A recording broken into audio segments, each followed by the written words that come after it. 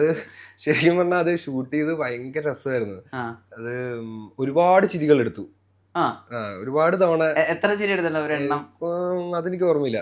ഒരു 10 കൂടുതല് may be.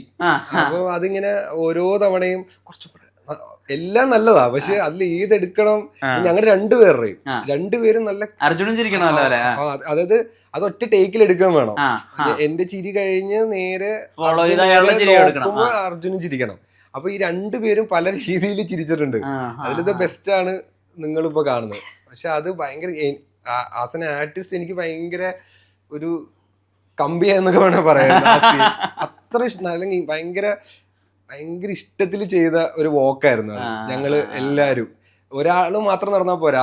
ആ പോലീസുകാരും അർജുനും ഞാനും എല്ലാം കറക്റ്റ് സമയത്ത് പട്ടി വന്ന് നിക്കണം, വാലാട്ടണം, ഇതൊക്കെ ഒരേ സമയത്ത് നടക്കണം. അപ്പൊ ഇത്രയും ടൈമിലും ഇത് ഒരുപോലെ നടക്കുക. ഓരോ തവണ എടുക്കുമ്പോഴും ഇതെല്ലാം ഒരുപോലെ നടക്കുന്നുണ്ട്.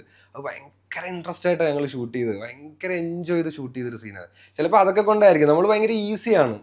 നമുക്ക് ആ ഒരു കംഫർട്ട് സോൺ ആണ്. ഇപ്പൊ അഹമ്മദ് ക, ജിതിൻ, അർജുൻ, ബാഹു എല്ലാവരും അവിടെ ഉണ്ട്. നമുക്ക് ആ ഒരു ഫ്രീഡം തരിക, ആർട്ടിസ്റ്റിന് ആ ഒരു ഫ്രീഡം തരിക.